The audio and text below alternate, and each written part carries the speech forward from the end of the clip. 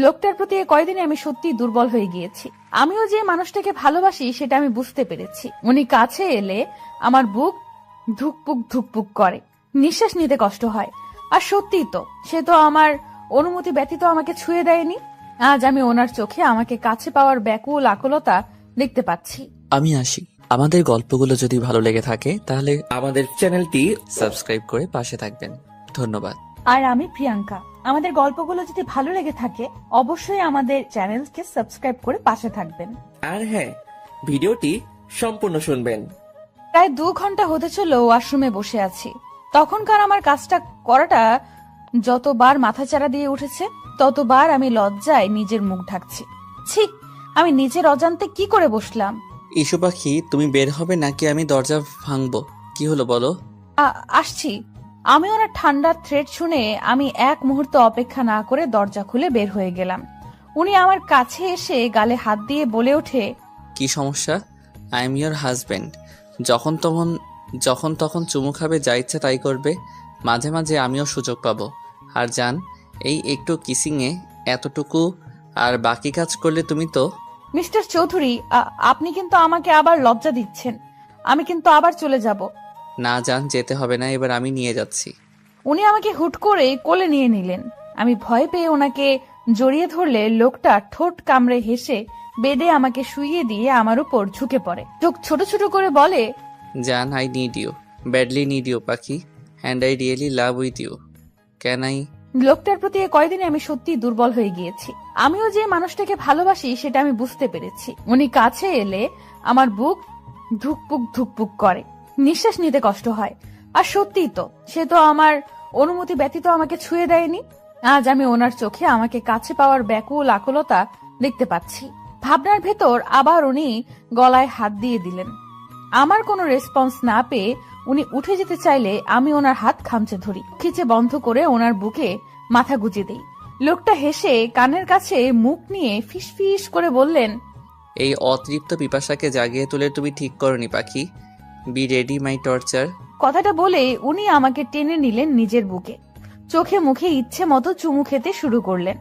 আস্তে আস্তে এর দিকে অগ্রসর হয়ে ঠোঁট জোড়া চুষে নিতে লাগলেন। কাঁধের দিকে ওনা সরিয়ে কামড় বসিয়ে দিলেন। ব্যথায় কুকিয়ে উঠলে ছোট ছোট চুমু দিতে থাকে। আমি লজ্জায় চোখ বন্ধ করে আছি। এক হাতে কোমর জড়িয়ে আরেক কানের নিচে দিয়ে চুলের ভেতরে ঢুকিয়ে ঠোঁটে চুমু খেলো।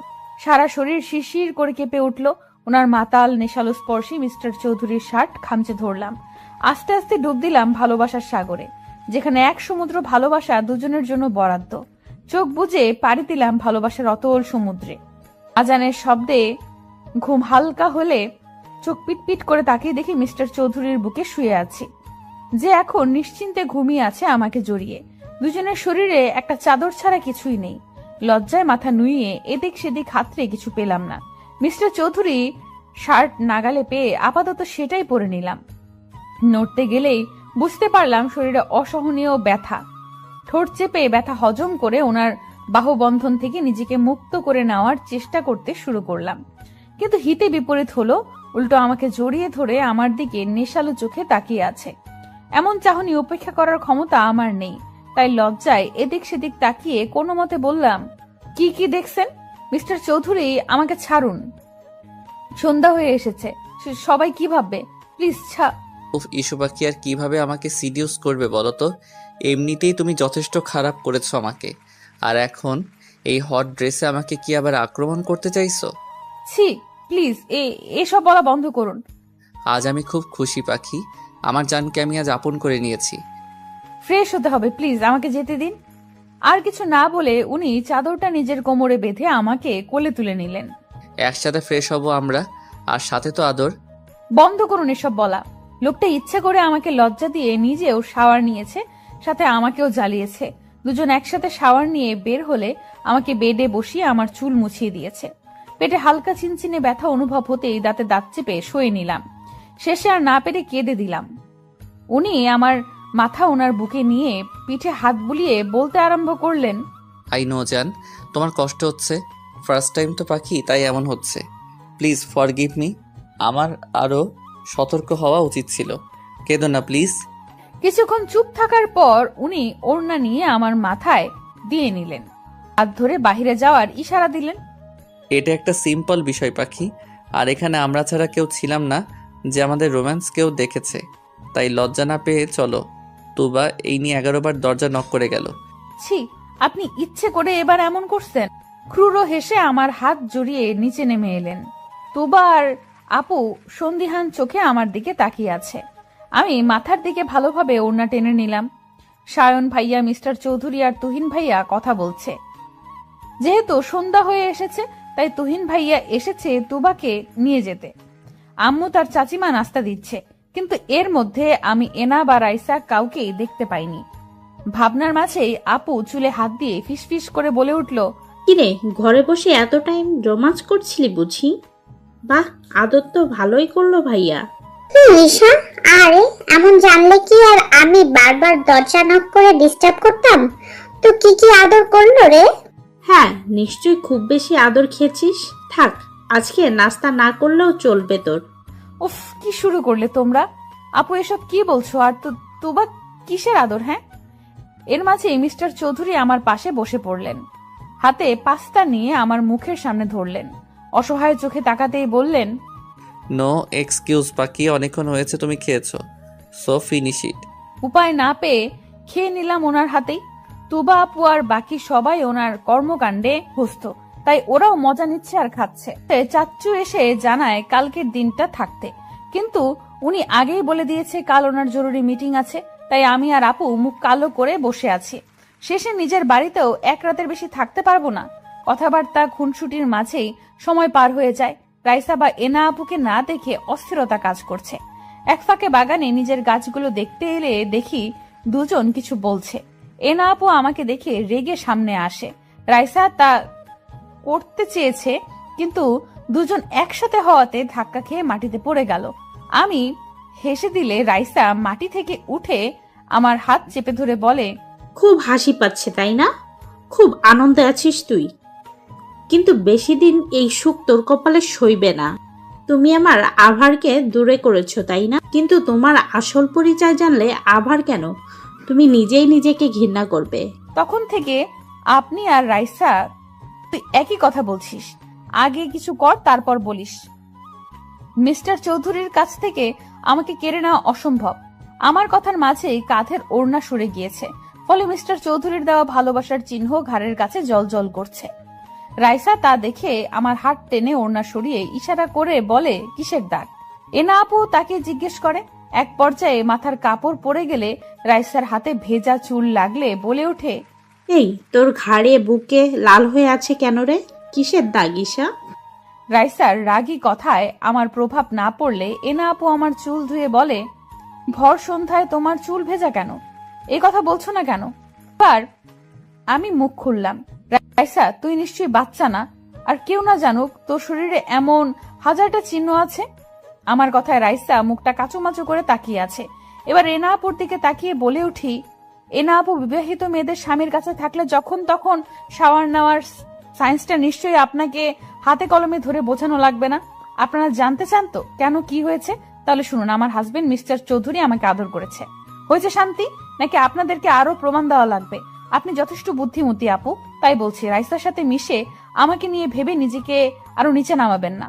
আমার কথায় এনা আপুর মধ্যে ইফেক্ট পড়লেও রাইসার তেমন কিছুই দেখা গেল না। আমিও রেগে তাই চলে এলাম, কিন্তু এতক্ষণে সব কথা কেউ সাইডে দাঁড়িয়ে শুনছিল আর মুচকি হেসে বিড়বিড় করে বলতে লাগলো, দ্যাটস মাই ইস্যু পাখি, আরবের কুইন। কথার তেজেই আজ তুমি বুঝিয়ে দিলে পাখি তুমি দুর্বল নও, কিন্তু তোমাকে আরো শক্ত হতে হবে জান। ভালোবাসি আমি আমার পরিটাকে।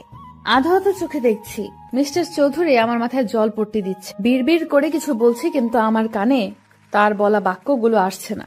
কিন্তু এতটুকু শুনতে পেলাম, জান কিছু হবে না পাখি, আই এম সরি পাখি, আমি তোমাকে না ছুলে আজ তোমার এমন অবস্থা হতো না। লোকটা এই কথাটা না হলেও 1000 বার জব করেছে। হালকা চোখে ভাবতে লাগলাম কিছুক্ষণ আগের কথা। বাগান থেকে আসার পর থেকে শরীরে ঠান্ডা অনুভূতি হয়। গল্প করতে করতে সবাই ডিনার শেষ করে লাস্ট মোমেন্টে মাথা ঘুরতে আরম্ভ করে। তেমন একটা পাত্তা না দিয়ে বসে থেকে ডিনার টেবিলে সবার সাথে, কিন্তু হঠাৎ গা গুলিয়ে উঠলে নিজেকে সামলে কোনো মতে উঠে বেসিনে গিয়ে গড়গড় করে বমি করে দেই। আমার এই অবস্থা দেখে সবাই নিজের খাওয়া রেখে আমার কাছে চলে আসে। মিস্টার চৌধুরী উত্তেজিত কণ্ঠে বলতে আরম্ভ করে, ইস্যু কি হয়েছে? জান, শরীর খারাপ লাগছে, এদিকে এসো। আমার খুব খারাপ লাগছে চৌধুরী সাহেব। আর কিছু বলার আগেই মাথা ঘুরতে লাগলো। মিস্টার চৌধুরী আমার মাথা তার বুকে নিয়ে চোখে মুখে পানি দিতে লাগলো। কিছু সময় বাদে নিজের শরীরের ভারসাম্য রাখতে না পেরে ঢলে পড়লাম ওনার গায়ে। আমাকে আঁকড়ে নিয়ে কোলে তুলে নিলেন। ভরসার স্থান পেয়ে মুখ গুজে দিলাম। ওনার পেছনে একে একে সবাই ঘুরে এলো। সায়ন, ডাক্তার মিতাকে ফোন করো আর গাড়ি পাঠিয়ে দে, ওনাকে নিয়ে আসবে। ইস্যু পাখির শরীর ঠিক নেই। হ্যাঁ ভাইয়া, এক্ষুনি করতেছি। মেয়েটার তো এমন হুটহাট শরীর খারাপ করে না, কি হলো ওর? আম্মু, ওর তো শরীর গরম হয়ে আসছে, আর সেন্স তো এখনো নেই। সায়ন, প্লিজ কিছু করো। কল করেছি ভাইয়া, উনি আসতেছে। কান্না করো না তুমি সামিয়া। মিস্টার চৌধুরী এক ধ্যানে আমার দিকে তাকিয়ে আছে। কিছু সময়ের মধ্যেই আমার চোখ মুখ শুকিয়ে গিয়েছে। চোখে মুখে পানি দিলে আস্তে করে চোখ খুলে সবার আগে গভীর চাহনির মানুষটার ব্যাকুল চোখ জোড়াই নজরে পড়ে। আমাকে তুলে বসালো। আধো আধো কণ্ঠে সবাইকে চিন্তা করতে বারণ করি, কিন্তু বিপত্তি বাধে যখন মিস্টার চৌধুরী গায়ে গড়গড় করে বমি করে দেই। সবাই নাক ছিটকালেও এই মানুষটার মুখে শুধু আমি ব্যাকুল চিন্তার আভাস পাই। আমি লজ্জা ভয়ে কান্না করে দেই। নিজের সাথে ওনাকেও নোংরা করে দিয়েছি। ভয়ে জোরে জোরে কান্না করে দেই। তখন ডাক্তার মিতা রুমে প্রবেশ করে। মিস্টার চৌধুরীকে দেখে বলে আগে আমাকে ফ্রেশ করে দিতে। আপু আর চাচিমা কাছে এলে মিস্টার চৌধুরী মানা করেন। সবাইকে স্পেস দিতে বললে সবাই রুমের বাহিরে যায়। আমি আধো কণ্ঠে ভয় পেয়ে বলে উঠি, আমি ইচ্ছে করিনি, প্লিজ আমাকে বকবেন না। হুশজান, কিছু হয়নি, কান্না করো না পাখি। আমি এতটুকু রাগ করিনি। আমি ফ্রেশ করিয়ে দিচ্ছি পাখি, তুমি চুপচাপ থাকো। এইভাবে তার গায়ে বমি করে দিলাম। কি গন্ধ, ছি! আর এই মানুষটার মুখে শুধু আমাকে নিয়েই চিন্তা। এতটুকু ঘৃণা নেই এসবে। আচ্ছা, আমার কপালে কি সত্যি এত সুখ ছিল? ভাবনার মাঝে আমাকে ফ্রেশ করে চেঞ্জ করে দিলেন। নিজেও ফ্রেশ হয়ে চেঞ্জ করে নিলেন। আমাকে কোলে তুলে বিছানায় শুইয়ে দিলেন। দরজা খুলে দিলে সবাই ঘরে প্রবেশ করলেন। ডাক্তার মিতা মুচকি হাসলেন মিস্টার চৌধুরীর পাগলামি দেখে। ডাক্তার মিতা, ওর কি হয়েছে? সন্ধ্যায় তো ঠিক ছিল, জ্বরে গা পড়ে যাচ্ছে। এখন তো সিজন চেঞ্জ হয়নি, তাহলেও। মিস্টার আভার, আপনি শান্ত হন। আপনার ওয়াইফের তেমন কিছু হয়নি, সামান্য জ্বর হয়েছে। আমি চেক আপ করে ইনজেক্ট করে দিয়েছি। ওকে, বাট সকালের আগে ইস্যু পাখিকে ঠিক হওয়া চাই, অ্যাজ সুন অ্যাজ পসিবল। আপনি এত চিন্তা করবেন না।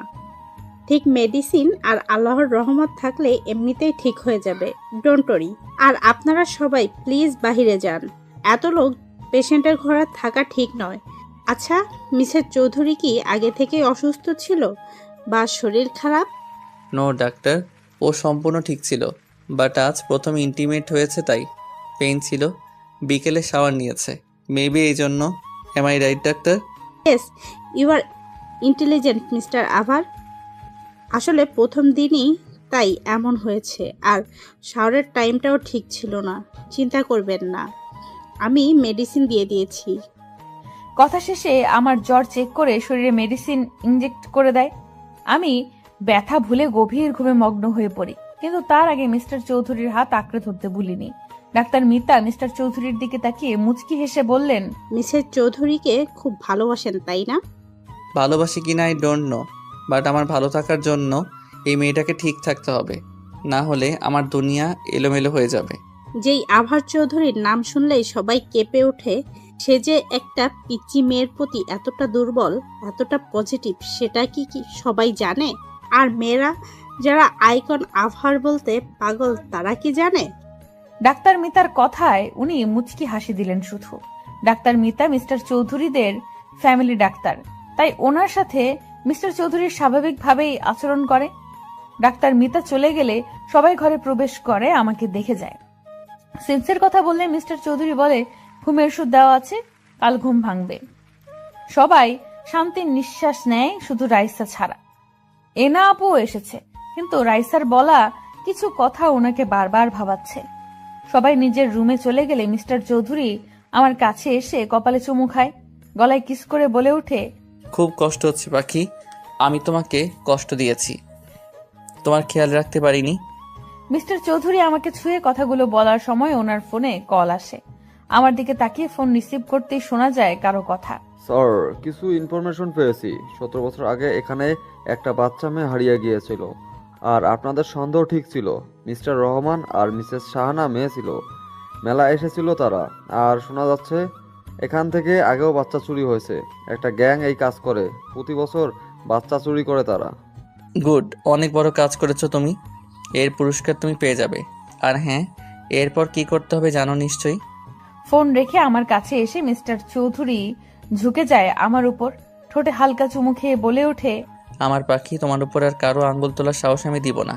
খুব শীঘ্রই তোমার জন্য বড় সারপ্রাইজ আছে জান। মেয়েটার কি হলো বলো তো? কি সুন্দর আমাদের সাথে সারাটা দিন হই হুল্লোড় করলো। আমার খুব চিন্তা হচ্ছে নিপা, মেয়েটা আমার সুখে থাকবে তো? তুমি শুধু শুধু চিন্তা করছো। আজ তো দেখলে আরব মেয়েটাকে কত ভালোবাসে, কি যত্ন নেয় মেয়েটার। সেটাই তো ভয় নিপা, মেয়েটা আসল পরিচয় জানলে যদি আরাব ওকে দূরে সরিয়ে দেয়, তাহলে তো ঈশা সহ্য করতে পারবে না। এমনিতেই মা বাবা ভালোবাসা পায়নি, এখন যদি তাও হারিয়ে ফেলে, মেয়েটা আবার নিঃস্ব হয়ে যাবে। আমি আরবের চোখে ঈশার জন্য অসীম ভালোবাসা দেখতে পেয়েছি। চিন্তা করো না, আরবকে কাল সবটা বলে দিও। এমনিতেই বিয়েটা যেই পর্যায়ে হয়েছে, তাই বলা হয়ে ওঠেনি। তাদের কথার মাঝেই দরজায় নক করার শব্দ পাই। চাচ্চু দরজা খুলে অবাক হয়ে বলে, বাবা, তুমি এত রাতে? ঈশা ঠিক আছে তো? কি হয়েছে আরাব? ঈশা ঠিক আছে যাচ্ছ, আর একটু কথা ছিল। সরি এত রাতে আসার জন্য। না না আরব, ভিতরে এসো বাবা। ঈশাকে? কি ওর পরিচয়? কোথায় পেলেন আপনারা ওকে? মিস্টার চৌধুরীর কথায় চাচ্চু চাচিমা ভয় পেয়ে যায়। ওনার গভীর কণ্ঠ বলছে উনি রেগে আছে। চাচ্চু ভয় পেয়ে মিস্টার চৌধুরীর হাত ধরে বলে, বাবা, ওর কোনো দোষ নেই, বিশ্বাস করো, মেয়েটা এসবের কিচ্ছু জানে না। আমি তোমাকে সব খুলে বলতেছি, প্লিজ বাবা, আমার মেয়েটাকে ভুল বুঝবে না তুমি। আহ, কি করছেন? এই আরাব আর ইস্যু পাখিকে এই সামান্য বিষয় ভুল বুঝবে এটা ভাবলেন কিভাবে? আমাকে সবটা বলুন। আমি দেখেছি আমার ইস্যুপরীকে এই বাড়িতে কিছু মানুষ কিভাবে ট্রিট করে। ঈশাকে আমরা কুড়িয়ে পেয়েছি আরব। কিন্তু চাচিমার কথায় মিস্টার চৌধুরীর কোনো ভাবগতি হলো না। মনে হয় উনি জানতেন চৌধুরী আর চাচি আর চাচিমা, চাচ্চু আর চাচিমা একে অপরের মুখ চাওয়াচাওয়ি করছে ওনাকে স্বাভাবিক দেখে। চাচ্চু নিঃশ্বাস নিয়ে বলতে শুরু করে, 17 বছর আগে আমরা পিকনিকে গিয়েছি, তখন নাবিলার নতুন বিয়ে হয়েছে। ও বাচ্চা কনসিভ করেনি, তাই মন মরা হয়ে থাকতো। কিন্তু আমার ভাই এই অবস্থা দেখে প্ল্যান করে একদিন সবাইকে পিকনিক নিয়ে ওর মন ভালো করবে। নিপা ও নাবিলাকে জোর করে নিয়ে নেয়। সারাদিন ঘোরাঘুরির পর রাস্তায় আমরা দেখি 3 কি 3.5 বছরের এক বাচ্চা কান্না করতেছে। গাড়ি থেকে নেমে ওকে জিজ্ঞাসা করলে কিছুই বলতে পারে না, শুধু মেলার কথাটাই ওর মুখে আসে। আশেপাশে খোঁজ নিয়ে জানতে পারি মেলায় আরেকটাও দূরে হচ্ছে, কিন্তু মেলায় গেলে দেখি চোর নিয়ে গন্ডগোল হচ্ছে। অনেক বাচ্চা নাকি হারিয়ে গিয়েছে। অনেক খুঁজেছি ওর বাবাকে, কিন্তু পাইনি বাবা। তারপর থানায় কমপ্লেন করলে বলে এত ছোট বাচ্চা রাতে কোথায় রাখবে, ওনারা খোঁজ করবে, তাই ওকে আমরা নিজের কাছেই রাখি। 5-6 দিন খোঁজ করার পর জানতে পারি সবাই তাদের বাচ্চা পেয়েছে, শুধু ঈশার খোঁজ কেউ করেনি। কিন্তু ওই কয়দিনে নাবিলা নিজের বাচ্চার মতো মিশে যায় ঈশার সাথে। এভাবেই চলতে থাকে, কিন্তু কাউকে খুঁজে পায়নি। আস্তে আস্তে নাবিলা আর ফারুক নিজের মেয়ে বানিয়ে নেয় ঈশাকে। কিন্তু বিপত্তি বাধে 1 বছর পর, যখন নাবিলা কনসিভ করে। রাইসার জন্ম হলে নাবিলা ঈশাকে সহ্য করতে পারে না, ওকে দূরে সরিয়ে দেয়। আস্তে আস্তে আমার মেয়েটাও মা হারা হয়ে যায়। তবে ফারুক যথেষ্ট ভালোবাসত ঈশাকে। ওর গায়ের পোশাক আর কথার ধরন আচরণে আমরা বুঝতে পেরেছি কোনো বড় ফ্যামিলির। কিন্তু নাম না জানায় আমরা ওর নাম দিলাম ঈশা। প্লিজ বাবা, আমার মেয়েটাকে জানতে দিও না, এসবের শেষ হয়ে যাবে এসব শুনলে। চিন্তা করবেন না, আমার পরি আমার কাছে রানীর মতো এসেছে। আমার কাছে সে ভালোবাসার পুতুল হয়ে থাকবে, এতটুকু কষ্ট ওর হবে না। আমার মেয়েটাকে একটু ভালোবেসে দেখো, ও কাউকে কষ্ট দিবে না। আচ্ছা চাচ্ছু, এমন কোনো এভিডেন্স আছে বা কিছু যেটা ঈশার সাথে ছিল? ওর কাছে কিছু ছিল? হ্যাঁ হ্যাঁ আছে, ওর ড্রেসগুলো আমরা হারিয়ে ফেলেছি, কিন্তু ওর একটা পেন্ডেন্ট আছে যেটা ওর গলায়, আর বডি মার্ক হিসেবে ওর বাঁ হাতে 2টো তিল আছে। ঈশার গলায় মানে ওই যে পরি দেয়া স্টোন পাথরের পেন্ডেন্ট? হ্যাঁ বাবা, ওইটা ছোটবেলায় ওর সাথেই ছিল। মিস্টার চৌধুরী সন্ধ্যার কথা ভাবতে লাগলো, যখন আমাকে ঘাড়ে কামড়ে দেওয়ার সময় সেই পেন্ডেন্টে ব্যথা পেয়েছে আর আমি খিলখিল করে হেসে দিয়েছি। উনি হেসে চাচু আর চাচিমার থেকে বিদায় নিয়ে বেডরুমে চলে এলেন। আমার হাত ধরে বললেন, আমি সন্ধান পেয়ে গিয়েছি পাখি, আর মাত্র কিছুদিন। তোমার জন্মদিনেই তুমি তোমার সবচেয়ে বড় সারপ্রাইজটা পাবে জান। বলতে বলতে আমাকে বুকে টেনে নিয়ে ঘুমিয়ে গেলেন। সে কখন থেকে বেডে পা তুলে বসে আছি। মিস্টার চৌধুরী সোফায় বসে আমার দিকে তাকিয়ে মিটমিটিয়ে হাসছে। এবার আরো রাগ লাগছে। সবাই আমাকে বকে গিয়েছে কেন আমি ভোর সন্ধ্যায় শাওয়ার নিয়েছি, কিন্তু কেউ তো জানে না এই ভদ্রলোকের জন্যই তো এসব হয়েছে। ঈশা, আম্মু খেয়ে নে, আর বকবো না। দেখ, তোর জন্যই তো বকলাম। আম্মু খেয়ে নে। তুমি ইভেন তোমরা সবাই আমাকে শুধু শুধু বকেছ। এখন খাবো না, আমার আরো ঘুম পাচ্ছে। আমার কথা এবার মিস্টার চৌধুরী আমার দিকে তেড়ে এসে বলে, চাচি আম্মু তুমি আমার কাছে দাও, আমি খাইয়ে দিচ্ছি। মেয়েটা বড্ড জ্বালায়। ওনার কথায় চাচিমা হেসে ওনার হাতে খাবার দিয়ে চলে গেলেন। আমি দ্রুত কম্বল দিয়ে মুখ ঢেকে নিলাম। উনি খাবার রেখে আমার কম্বল টান দিয়ে সরিয়ে দিলেন।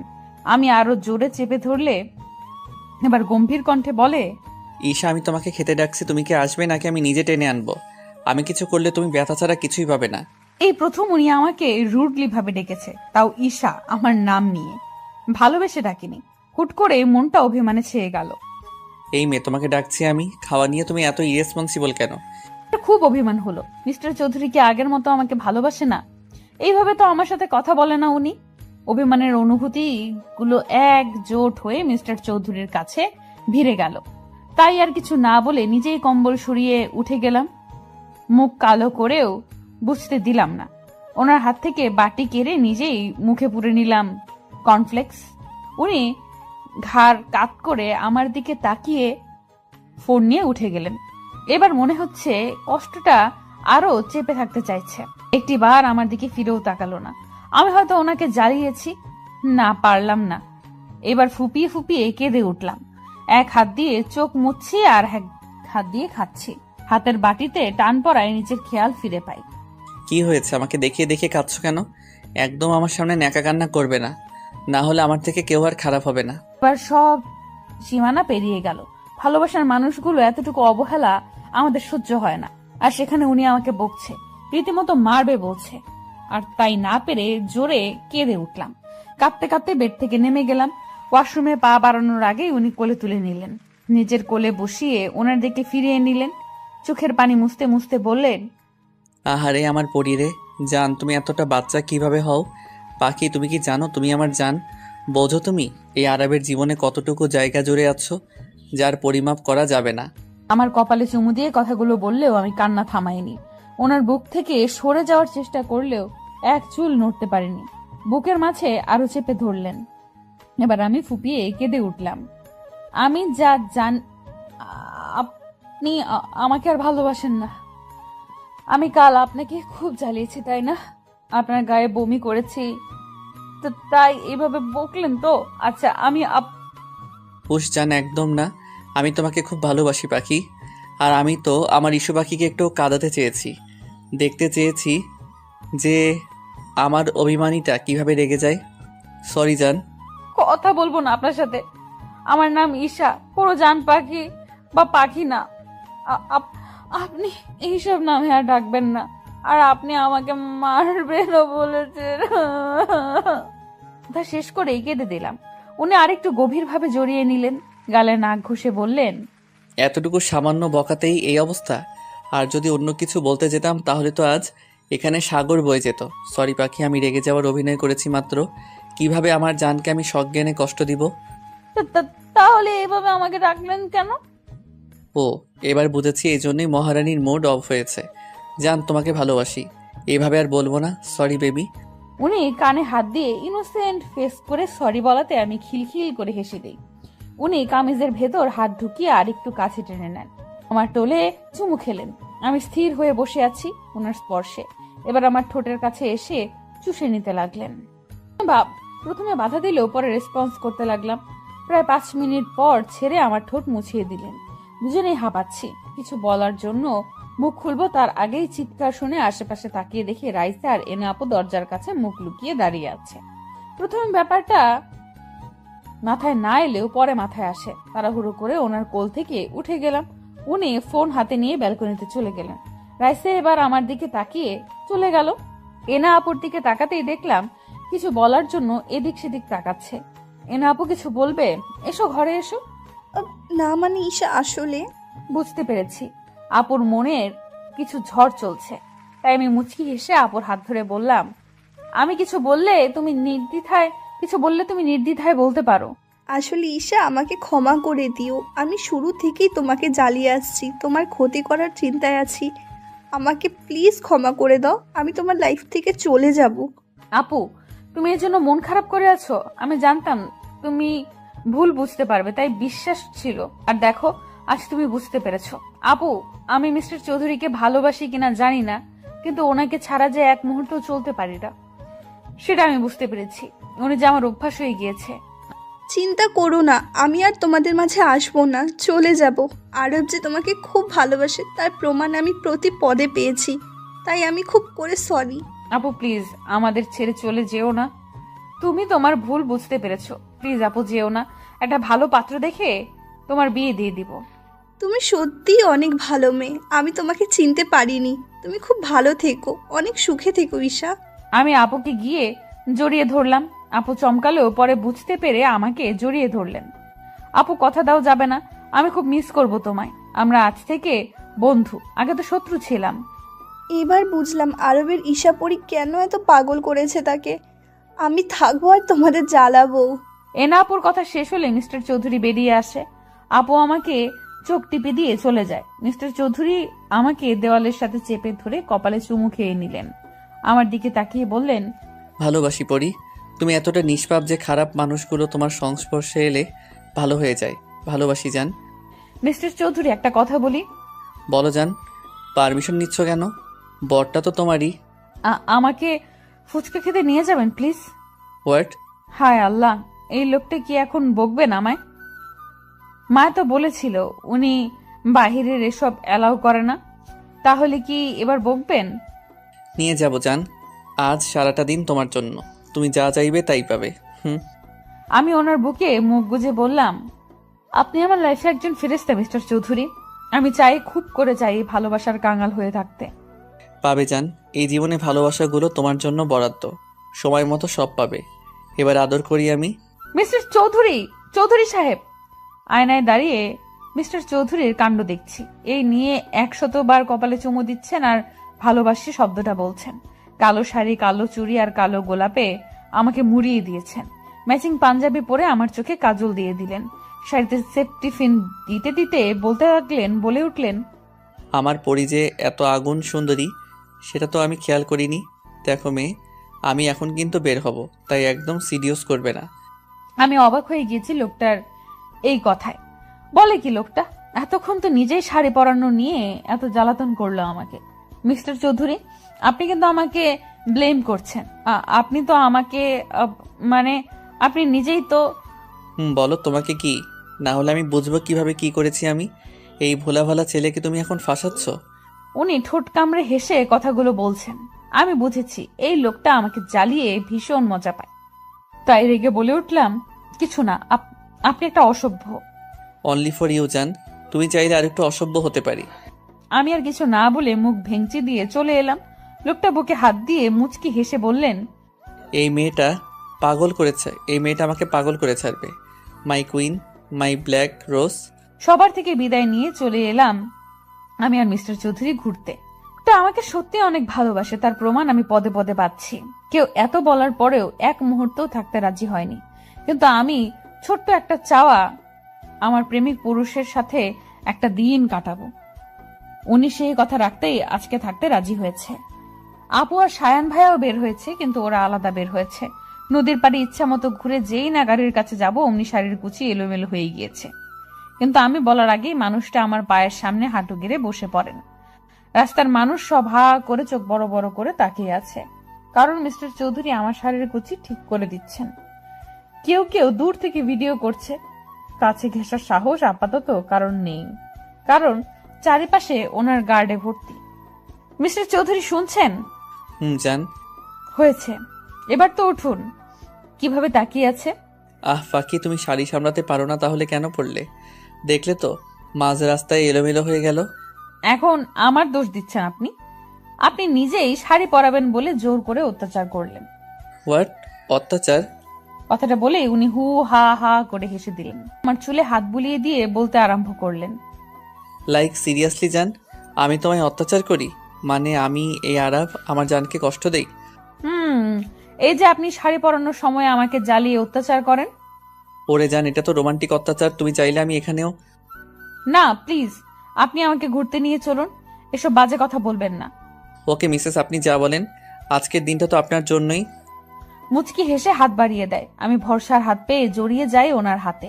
রাস্তার অনেকেই এখনো একইভাবে তাকিয়ে আছে, কিন্তু আমি তাকিয়ে আছি আমার দেখা সুদর্শন কেয়ারিং চৌধুরী সাহেবের দিকে, যে একমাত্র আমার সামনেই এতটা নরম মানুষ। ঘোরাঘুরির এক পর্যায়ে ফুচকা স্টল দেখে ওনার হাত খামচি ইশারা করি।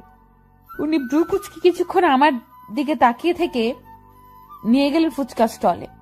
দোকানিকে উনি এমন ভাবে ইনস্ট্রাকশন দিচ্ছে মনে হচ্ছে দোকানটা আজ আমার জন্য খোলা হয়েছে। এই মামা, ফুচকা দিন, ঝাল দিয়ে মজা করে বানিয়ে দিবেন। নো, তুমি এত ঝাল খেতে পারবে না জান, শরীর খারাপ করবে। এমনিতেই তুমি অসুস্থ। এই যে শুনুন মিস্টার চৌধুরী, আপনি চুপচাপ বসে থাকুন। আপনি আজ কথা দিয়েছেন সারাদিন আমার যা চাই তাই আমার ইচ্ছা, যেভাবে খুশি সেভাবে চলবো, খুশি হব। আমি ফুচকা দেখলে মাথা ঠিক থাকে না, তাই এত বাধা না মেনে ফুচকা খাওয়া শুরু করলাম। নিজে মুখে দেওয়ার আগে একটা ফুচকা হাতে নিয়ে মিস্টার চৌধুরীর সামনে ধরলাম। জানি উনি খাবে না, তবু ইচ্ছে হলো ওনাকে নিজের হাতে খাইয়ে দেই। মানুষটা তো আমাকে কত যত্ন নিয়ে খাওয়ায়, কিন্তু আমাকে অবাক করে দিয়ে উনি আমার হাত থেকে ফুচকা খেয়ে নিলেন। আমি অবাক হলেও মুচকি হেসে খাওয়াতে মন দিলাম। এতটুকু বুঝতে পেরেছি মিস্টার চৌধুরী মুগ্ধ নয়নে আমার দিকে তাকিয়ে আছে।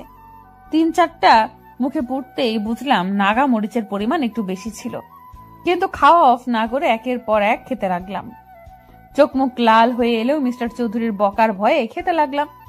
এবার আর না পেরে রেখে দিলাম। চোখ দিয়ে অনবরত পানি পড়ছে। সামনে আইসক্রিম দেখতে পেয়ে তাকিয়ে দেখলাম মিস্টার চৌধুরী হাতে নিয়ে ইশারা দিচ্ছেন। জান, তোমার ঝাল লেগেছে, এটা খাও, একটু বেটার লাগবে। আর কিছু না বলে উনি এগিয়ে এলেন, আমাকে নিজের হাতে খাইয়ে দিলেন।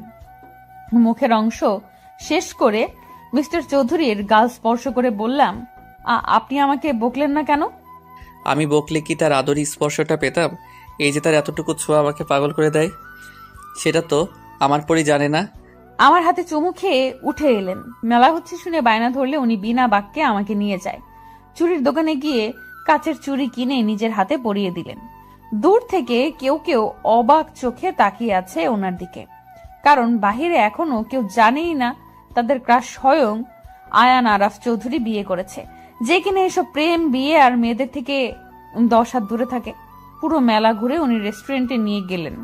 পছন্দের ডিশ অর্ডার করলে উনি নিজের হাতে আমাকে খাইয়ে দেয়। বাহিরে বের হলে শীত শীত অনুভব হতেই হাতের উপর থেকে হাত দিয়ে মালিশ করতে থাকি। মিস্টার চৌধুরীর কাছে এসে গায়ের থেকে চাদর নিয়ে আমার গায়ে জড়িয়ে দেয়। আমি অবাক চোখে তাকিয়ে চাদরে আঙুলে তাক করে বলি, লেডিস চাদর কোথায় পেলেন? আমি জানি জান, তুমি নিজের জন্য এতটুকু খেয়াল রাখো না।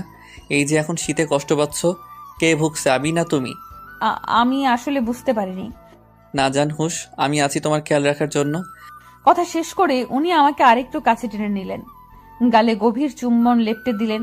কানের কাছে রিনি ঝিনি আওয়াজ শুনে চোখ খুলে দেখি মেলায় দেখা সেই ঝুমকোগুলো, যা আমি মুগ্ধ নয়নে দেখেছি, কিন্তু মিস্টার চৌধুরীর ফোন আসায় তিনি কলে ব্যস্ত ছিলেন, তাই আর মুখ ফুটে বলিনি। কিন্তু মানুষটা সেটা নজরে রেখেছে। এতটা খেয়াল কি কেউ কারোর জন্য রাখতে পারে? ঝুমকোগুলো আমাকে পরিয়ে দিলেন নিবিড় যত্নে, 2 হাতে আগলে নিলেন বুকের ভেতরে। আমিও মুখ গুজে দিলাম আমার নামে লিখিত মানুষটার বুকে। শাড়ি ভেদ করে পেটে স্লাইড করতে করতে বললেন, আমার গভীর যতনে তোমাকে বুকে লুকিয়ে রাখবো পরি। আমার সব সুখ তোমার হোক, ভালোবাসি, আজীবন ভালোবেসে যাব। তোমার জন্য এই মিস্টার চৌধুরীর জীবন আর তার ভালোবাসা সারা জীবন লিখিত থাকবে। সেদিনের পর কেটে গিয়েছে প্রায় 1 সপ্তাহ। আজ মিস্টার চৌধুরী নিজে আমাকে আর মায়াকে ভার্সিটি দিয়ে আসবে। টেনশনে ছিলাম, না জানি লোকটা আমাকে পড়তে দেয় কি না। কিন্তু আমার ধারণাকে সম্পূর্ণ ভুল প্রমাণ করে উনি নিজেই আমাকে পড়ার অনুমতি দিয়েছে। ওনার কাজে আম্মু আর আব্বু ভীষণ খুশি, কিন্তু এর বদলে উনি গুনে গুনে প্রায় 100 চুমু খেয়েছে। লোকটার বাচ্চামোটা দেখে আমি প্রতিটি পদে তার প্রতি নতুন করে প্রেমে পড়ি। জান, I am ready. Are you ready baby? একটু ওয়েট করুন, চুলটা আটকে গিয়েছে। দেখি আমি ঠিক করে দিচ্ছি। এভাবে করলে তোমার চুল তো ছিঁড়ে যাবে কাম পাখি। আমি ওনার সামনে দাঁড়াতে লোকটা আলতো হাতে আমার চুল স্পর্শ করে ছাড়িয়ে দিলেন। আমি মুগ্ধ নয়নে তার দিকে তাকিয়ে আছি। উনি মুচকি হেসে ইশারা করতে আমি হুট করেই পা উঁচিয়ে ওনাকে জড়িয়ে ধরি। উনি প্রথমে অবাক হলেও হালকা হেসে আমাকে আঁকড়ে নেয়, কানে চুমু খেয়ে বলে, কি হয়েছে জান?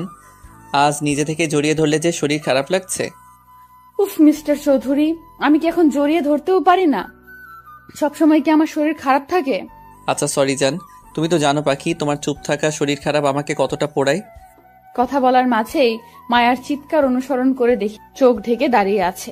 আমি সরে যেতে চাইলেও উনি আমাকে আরো কাছে টেনে নিয়ে আসেন। মায়ার দিকে দৃষ্টি দিতেই বলে উঠে, সরি বড় ভাইয়া, সরি ইস্যু, আমি খেয়াল করিনি, মাই মিস্টেক। তুই নক করিসনি কেন? আমি খেয়াল করিনি, আসলেই আমার লেট হয়ে গিয়েছিল। মিস্টার চৌধুরী, আপনি ছাড়ুন না প্লিজ, সত্যি তো দেরি হচ্ছে, আর আপনি ইচ্ছে করে দেরি করাচ্ছেন। দেরি করি আমার তো লাভ হলো না জান, সেই তো একটু এই আপনি থামুন, আপনি এত নির্লজ্জ কেন? হ্যাঁ, সামনে আপনার বোন দাঁড়িয়ে আছে আর আপনি ওর সামনেই এসব বলছেন। এই আমি কিছু দেখিনি আর শুনিও নি। কন্টিনিউ বড় ভাইয়া, সময় দিয়ে গেলাম, লাস্ট 10 মিনিট তোমাদের। কথাগুলো বলেই মায়া আমাকে চোখ টিপ দিয়ে চলে গেল। মিস্টার চৌধুরী আমার দিকে তাকিয়ে ফ্লাইং কিস ছুড়ে দিয়ে চেপে ধরলেন। দেখলে তো 10 মিনিট সময় আছে, আর এই সময়ে তো অনেক কিছু করা যায়, তাই না পাখি?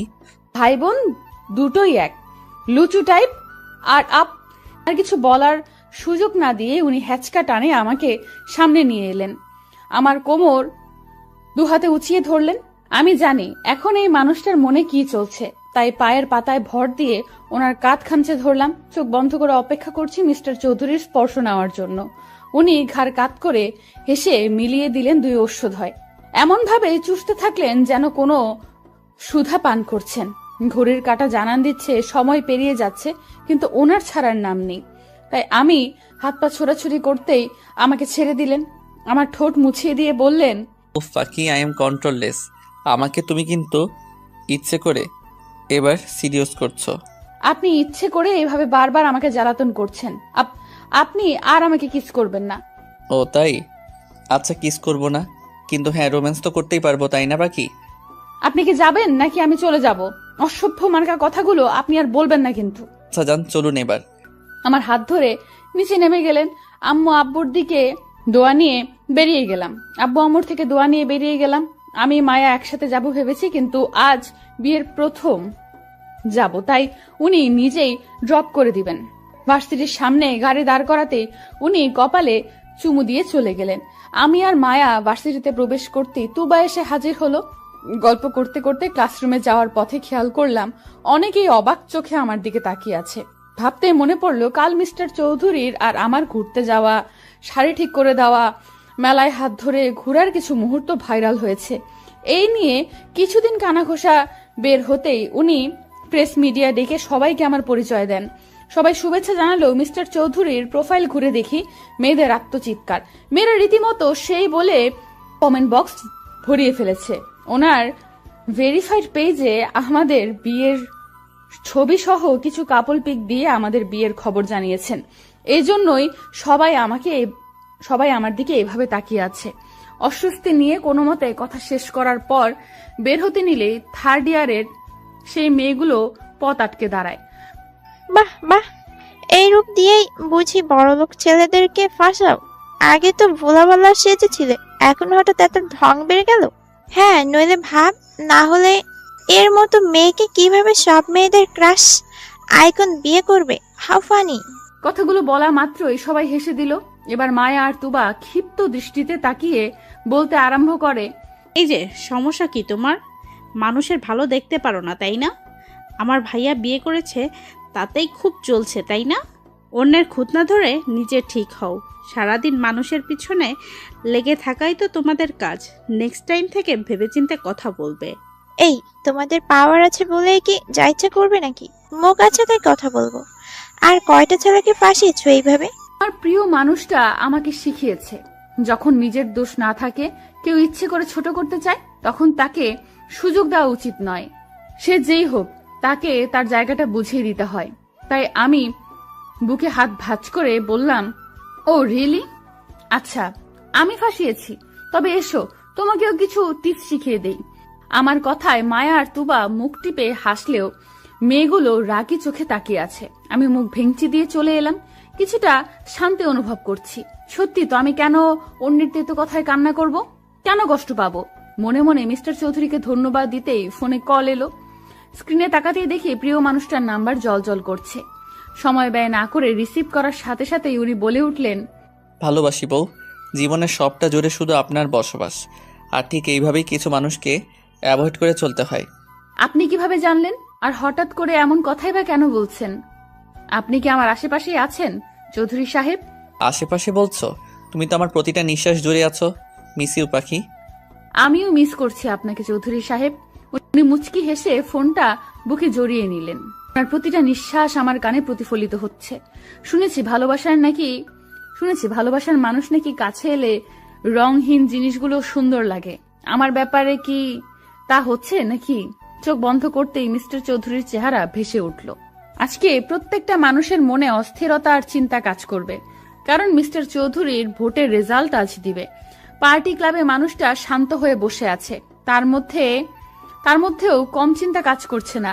মানুষটা কয়েকটা দিন যে পরিশ্রম করেছে তা সকলের চোখেই পড়েছে। সারা দিন রাত পরিশ্রম করেও মানুষটা একটা মুহূর্তের জন্য আমার যত্ন নিতে ভোলেনি। আস্তে আস্তে যে মানুষটার মায়ায় গভীরভাবে জড়িয়ে পড়েছি তা আমি বেশ ভালো বুঝতে পারছি। আর কিছুক্ষণের মধ্যে ফল প্রকাশ হবে। তাই বাড়ির প্রত্যেকটা মানুষ টিভির স্ক্রিনে তাকিয়ে দোয়া করছে। অবশেষে ফল প্রকাশ করার জন্য কাউন্টডাউন শুরু হলে আমার হাত পা কাঁপাকাঁপি শুরু হয়ে যাবে। ভাবনার মাঝেই মায়া ইয়াহু বলে চিল্লিয়ে আমাকে জড়িয়ে ধরে। টিভি স্ক্রিনে চোখ দিতেই জানতে পারি বিপুল ভোটে জয়ী হয়ে এবার এর পলিটিক্স নেতার পদটা মিস্টার চৌধুরী পেয়েছে। আনন্দে পুরো বাড়ি গমগম করছে। আম্মু আমায় জড়িয়ে ধরলো। সামনে তাকিয়ে দেখছি আমার প্রিয় প্রেমিক পুরুষের মুখে বিশ্বজয়ের হাসি, যেখানে তাকে সম্মানও জানানো হচ্ছে। এর মধ্যে মনে হলো, আচ্ছা আমিও যদি আজ ওনাকে একটা সারপ্রাইজ দিয়ে চমকে দিতে পারি। তাই মায়াকে ডেকে নিয়ে প্ল্যান করলাম। আজ ওনার দেওয়া শুভ্র শাড়ি, হালকা সাজে, কাচের চুড়ি আর খোলা চুলে ওনার বাগানের কাঠগোলাপ, ব্যাস রেডি হয়ে আম্মু আর আব্বুকে বলে বেরিয়ে গেলাম। গার্ড যেতে চাইলেও আব্বুর থেকে কড়া পারমিশন নিয়ে তাদের ছাড়াই বেরিয়ে গেলাম। গল্প করতে করতে পার্টি ক্লাবের সামনে চলে এলাম। গাড়ি থেকে নামতেই চোখ বন্ধ করে ভাবতে লাগলাম, আচ্ছা আমাকে দেখলে কি উনি চমকে যাবেন, খুশি হয়ে জড়িয়ে ধরবেন? ভাবনার মাঝেই হাতে টান পড়ায় বাস্তবে ফিরি। মায়ের দিকে তাকিয়ে দেখি নিচে বসে আছে। কি হলো? কিভাবে হলো? এইসব ভাবনা চিন্তা সাইডে রেখে যেই না ওকে তুলতে যাব, অমনি কতগুলো কালো পোশাক পরিহিত মানুষ এসে আমাকে টানতে লাগলো। টেনে গাড়িতে তুলে নিল। সাই সাই করে গাড়ি চলতে লাগলো বহুদূর। এর মধ্যেই হইচই পড়ে গেল। মিস্টার চৌধুরী দৌড়ে এসে মায়াকে তুলে নিলেন। কিছু জিজ্ঞেস করার আগে মায়া কেঁদে বলে উঠল, ভাইয়া, ঈশাকে ফিরিয়ে দে প্লিজ। মানে? ওরা ঈশাকে নিয়ে গেছে, প্লিজ ওকে নিয়ে আয়। মায়া কান্না করে কথাগুলো বলার এক পর্যায়ে মিস্টার চৌধুরী ওনার চুলে হাত বুলিয়ে ঘাড় কাত করে বাঁকা হাসে। আমি গাড়িতে হাত পা ছোড়াছুড়ি করছি, কিন্তু লোকগুলো আমাকে থামাতে না পেরে মুখে রুমাল চেপে ধরলেন। আস্তে আস্তে সব ঝাপসা হতেই ভাবতে লাগলাম, আচ্ছা আর কি আমার শেষ কথাটা ওনাকে বলা হবে না? আমি কি মারা যাব? মিস্টার চৌধুরী তো বলেছে আমাকে সকল বিপদ থেকে রক্ষা করবে। তাহলে কি আসবে উনি? এসে আমার কপালে চুমু খেয়ে আমাকে জড়িয়ে নিয়ে বলবেন, ভালোবাসি যান, সে আমার মায়াবতী? শুনতে পাবো কি তার মুখে এই বাক্য? আর কিছু ভাবতে পারলাম না। তার আগে ঢলে পড়লাম ঘুমের কোলে। চোখ খুলতেই নিজেকে আবিষ্কার করি অন্ধকার রুমে। হাত পা নাড়াতেই দেখি দড়ি দিয়ে চেয়ারে বাঁধা পড়ে আছি। চারিপাশে চোখ বুলিয়ে দেখি ভেতরে আলো আসার ছিটে ফোটাও নেই, কিন্তু মাথার উপর ছোট্ট একটা লাইট রয়েছে, যা দ্বারা আমার সামনে বসে থাকা লোকটাকে দেখতে পাচ্ছি। সাথে বন্দুক নিয়ে গার্ড দাঁড়িয়ে আছে।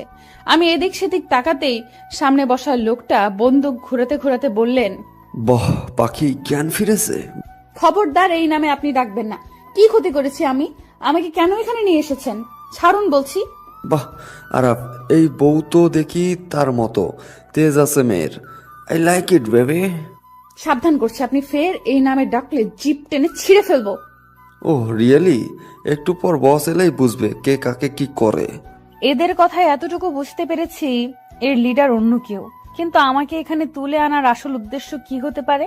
আর মিস্টার চৌধুরী কি জানেন আমি এখানে? খুঁজে পাবে তো? ভাবনায় মত্ত থাকা অবস্থায় কারো বস সম্বোধনের সামনে তাকায়। এ কি, উনি এখানে? অবাক হয়ে ভাবছি এই লোকটাকে তো আমি চিনি। উনি আর কেউ না, স্বয়ং আমার ভার্সিটির ইংলিশ টিচার বিহান স্যার। যদিও দুদিন ওনার চাহনিতে আমি বাজে একটা আভাস পেয়েছি, এতটা পাত্তা দেইনি। উনি আসতেই সবাই দাঁড়িয়ে গেল, আমার দিকে হালকা ঝুঁকে বললেন, wow miss Isha, I am crush on you. ইস, আবার তোমার প্রেমে পড়ে গেলাম। Just shut up. আমি আপনার স্টুডেন্ট আর আপনি আমাকে এখানে জোর করে তুলে নিয়ে এসেছেন। হ্যাঁ, কারণ আমি ভালোবাসি তোমায় সেই প্রথম দেখা থেকেই। আর আমি তোমাকে বিয়ে করতে চাই, খুব সুখী রাখবো, ট্রাস্ট মি। চুপ করুন আপনি। আপনি একজন শিক্ষক, তাই যথেষ্ট সম্মান করি, কিন্তু এখানে তুলে এনে আপনি মোটেও ঠিক করেননি। এর ফল আপনাকে খুব বাজেভাবে ভোগ করতে হবে। উফ, এই কারণে তো ভার্সিটিতে সবাই রিজেক্ট করে। তোমার চোখে লেগেছে, একদম ইউনিক তুমি। ভালোবাসি তোমাকে ঈশা। আপনি শুনতে পাচ্ছেন না? বিবাহিত আমি। আর একবার এই কথাগুলো বলে নিজেকে কুলুষিত করবেন না, ছেড়ে দিন আমায়। আমার কথায় বিহান স্যার জোরে জোরে হাততালি দিয়ে হেসে বলে ওঠে, ও তাই? তাহলে তোমার প্রেমিক পুরুষের নাকের ডগা থেকে তুলে নিয়ে এলাম, ধরতে পেরেছে আমায়। আর এখন আমি বিয়ে করব তোমায়। তোমার এই রূপ লাবণ্য আমাকে পাগল করেছে। এত মেয়ে দেখেছি, ছুঁয়েছি, কিন্তু তোমার মতো এত সুন্দর পাগল করা মেয়ে আমার চোখে কখনো পড়েনি। ছি, ছাড়ুন আমায়। এতটা নীচ আপনি? একদম আমার কাছে ঘাসার চেষ্টা করবেন না। খুলে দিন আমার হাত, ছাড়ুন বলছি। চিৎকার করে লাভ নেই, কেউ এই গভীর জঙ্গলে তোমাকে বাঁচাতে আসবে না। আগে তোমার বিয়ে করে খাঁচায় পুরব, তারপর তোমাকে ইচ্ছার বিরুদ্ধে হলেও নিজের করে নেব। আর তোমার আরাব আর আসবে না, খুঁজে পেলেও তবে তো আসবে, তাই না? সত্যিই কি আসবেন না মিস্টার চৌধুরী? আমাকে এই নরক থেকে উদ্ধার করবে না? এই অসৎ মানুষটা কি আমাকে সত্যি বাজেভাবে ছুড়ে দেবে? এই কাজে নিয়ে আয়, এক মুহূর্ত দেরি করা যাবে না, পাখি উড়ে যাবে। বস, শাড়ি গহনা এসব? নো নো, ভুল করেও দেরি করা যাবে না। আর আগে বিয়ে হোক, তারপর সব হবে। আর এমনিতে বিয়ে কোণে শাড়ি পরিহিতই আছে। করব না আমি বিয়ে, ছাড়ুন বলছি। আমি বিবাহিত। আপনি এগুলো কেন করছেন? করব না এই বিয়ে। একজন বিবাহিত মেয়েকে আপনি বিয়ে করবেন? এতটা পাপ করবেন না প্লিজ। বিয়ে বিয়ে বিয়ে? কিসের বিয়ে? কার বিয়ে? আজ এক্ষুনি তোমাকে বিয়ে করব। আর সোজা কথায় না হলে আঙ্গুল বাঁকাতে হবে। আমাকে রাগিয়ে দিলে তোমার ভালো হবে না, তাই চুপচাপ বিয়েটা করে নাও। আমি মরে গেলেও এই বিয়ে কিছুতেই করব না। এই ঈশার মনে শুধু তার চৌধুরী সাহেবের বাস। আমি শুধু আমার মিস্টার চৌধুরীকেই ভালোবাসি। শুনতে পেয়েছেন? আমার কথায় বিহান স্যার চোখ লাল করে তাকিয়ে হাতের কাছে চেয়ারটা জোরে আছাড় মেরে আমাকে টেনে তোলেন। আমি ব্যথা পেলেও খিচে সহ্য করে নিলাম। হাত চেপে ধরে হিস হিসে বলে উঠলেন, আজ পর্যন্ত তোমাকে ভালোবেসে ভালো চোখে তাকিয়েছি। যেই মেয়ে চোখে লেগেছে তার সর্বনাশ করেছি। কিন্তু তোমাকে বিয়ে পবিত্রভাবেই ছুতে চেয়েছি, কিন্তু তুই আরাফ আরাফ করে পাগল হচ্ছিস। তাই এবার আগে বাসর হবে, পরে বিয়ে হবে। দেখি তোকে কে বাঁচাতে আসে। উনি কথাটা বলেই আমাকে টেনে হিসড়ে অন্য রুমের দিকে বেডে ধাক্কা দিয়ে ফেলে শার্টের বোতাম খুলতে খুলতে এগিয়ে এলেই আমি ঝট করে উঠে ধাক্কা দিতেই আমাকে আবার ফেলে দিলেন। সামনে এগিয়ে আসছে, আমি হাত জোর করতে করতে পিছিয়ে যাচ্ছি। উনি আমার শাড়ির আঁচলে হাত দেওয়ার আগেই চোখ বন্ধ করে মিস্টার চৌধুরীর মুখটা মনে মনে অবলোকন করে নিলাম। দুফোঁটা অশ্রু বিসর্জন দেওয়ার সাথে সাথেই ভেবে নিলাম আজ পৃথিবী থেকে চিরতরে মুক্তি নিব। এই লোকটার বাজে স্পর্শ যে একটু পর আমার ভালোবাসার মানুষের পবিত্র ছোঁয়া মুছে দেবে। ভাবতে ভাবতে ডুকরি কেঁদে উঠলাম, কিন্তু হুট করে হাতে টান খেতেই দেখলাম বিহান স্যার সামনে পড়ে আছে আর মিস্টার চৌধুরী হিংস্র চোখে ওনার দিকে তাকিয়ে আছে। চারিপাশে গার্ডে ভর্তি। মিস্টার চৌধুরীকে দেখে আর কিছু না ভেবে এলোমেলো পায়ে এগিয়ে গিয়ে জড়িয়ে ধরলাম। উনিও আমাকে জড়িয়ে নিলেন। বিহান উঠে মিস্টার চৌধুরীকে আঘাত করতে এলেই মিস্টার চৌধুরী একঘা বসিয়ে দেয়। বিহান স্যার ব্যথায় কোকিয়ে মাটিতে বসে পড়েন। উনি এবার আমার দিকে তাকিয়ে হাত দিয়ে দু গাল আগলে বলে উঠলেন, জান কি হয়েছে, কাঁদছো কেন? এই তো আমি এসেছি। এই কুত্তার বাচ্চা কার গায়ে হাত দিতে চেয়েছে তা হাড়ে হাড়ে বোঝাবো। আমাকে উনি বিয়ে করতে চেয়েছে। আমি বারণ করেছি, তাই জোর করে আমাকে। ভয় নেই পাখি, তোমাকে যে ছুতে চেয়েছে তার প্রত্যেকটা অঙ্গ আমি জ্বালিয়ে দিব। কার বুক থেকে তোমাকে ছিনিয়ে নিতে চেয়েছে সেই মাসুলও আজ দিবে। ও কি জানে না তুমি আমার মায়াবতী? মিস্টার চৌধুরী রাগে চিল্লিয়ে কথাটা বলেই আমাকে সরিয়ে গার্ডের হাত থেকে রড নিয়ে ইচ্ছামতো পিটাতে লাগলেন। আমি মুখে হাত দিয়ে ভয়ে কান্না করছি। বিহান স্যার ব্যথায় চিল্লিয়ে হাত জোর করে কান্না করছে, কিন্তু উনি থামছে না। তার মুখে একটাই বুলি, কেন আমাকে বাজেভাবে ছুতে চেয়েছে। কিন্তু এভাবে তো স্যার মরে যাবে। অবশ্য তাতেও ওনার মাথা ব্যথা নেই। আমি তাই পেছন থেকে মিস্টার চৌধুরীকে জড়িয়ে ধরলে উনি থেমে আমার গালে হাত দিয়ে বলে, না জানি ভুলটা দ্বিতীয়বার করো না। ওই জানোয়ার তোমাকে স্পর্শ করতে চেয়েছে, আমার থেকে আলাদা করতে চেয়েছে। ছেড়ে দিন না, ওনাকে মরে যাবে। আর ছেড়ে দিব? তাহলে তো 27টা মেয়ে মুক্তি পাবে না। তাদের কষ্টের কাছে এর মরে যাওয়া নিছক পানি সমান। মানে?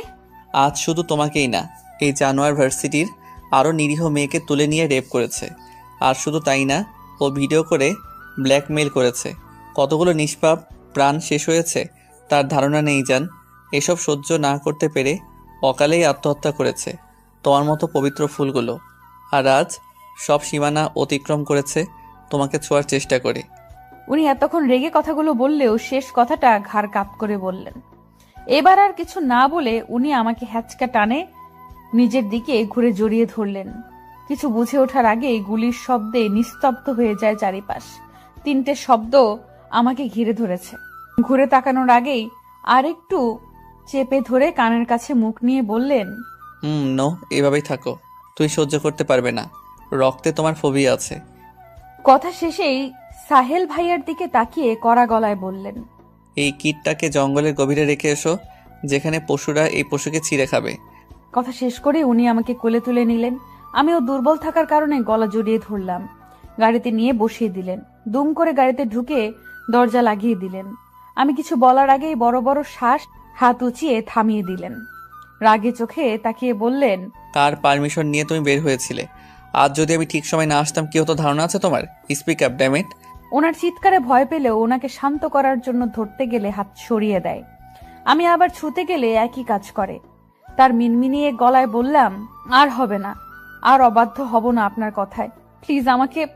চুপ, আজ তুমি একটা কথা বলবে না। আমার চোখের সামনে যেন না দেখি তোমায়। বেশি চালাকি করতে কে বলেছিল তোমায়? তুমি জানো না তোমার কাছে আমার রুহু আটকে আছে? এতটা অবুঝ কেন তুমি, ইস্যু পাখি? আমি আর কিছু না বলেই মিস্টার চৌধুরীর গালে টুপ করে চুমু খেয়ে নিলাম। আমি জানি এখন এইভাবেই ওনাকে শান্ত করতে পারবো। চুমু দিয়ে জড়িয়ে ধরে বললাম, শান্ত হন, আমি ঠিক আছি। আপনি ছাড়া আমাকে ছোঁয়ার অধিকার কারোর নেই। আমি কিছু বলতে চাই, সেজেছি আপনার শুভ্র পরি। মিস্টার চৌধুরী শুনছেন? কথা বলবেন না? ভালোবাসি যে, আমি আপনাকে ভালোবাসি চৌধুরী সাহেব। আমার সবটা জুড়েই আপনার বসবাস। আমার কথায় মিস্টার চৌধুরী নিঃশব্দে হেসে আমাকে কাছে টেনে নিলেন। ঘাড়ে চুমু খেয়ে বললেন, এমনিতেই দুর্বল, তার উপর এই বাক্য কেন পাখি? কেন তুমি এভাবে জিতে যাও? প্রতিটা পদে তুমি আমাকে দুর্বল করে জিতে যাও। আমিও ভালোবাসি জান, আর তুমি শুধু আমার। ওনার কথায় আমি শান্তির নিঃশ্বাস নিলাম। অবশেষে আমি আমার ভাবনার বাক্য তাকে শুনিয়েছি। আমার ভালোবাসার পুরুষকে আমি নিজের করে পেয়েছি, যে একান্তই আমার। আজ আমার জীবনের একটা বিশেষ দিন, কিন্তু কারো পাত্তাই পাচ্ছি না। এমনকি মিস্টার চৌধুরী আজকেই নাকি দুবাই যাবে 2 দিনের জন্য। তাই মন খারাপ করে বসে আছি। আচ্ছা, কারোরই কি মনে নেই আজকে কি? এমনকি মিস্টার চৌধুরীরও না।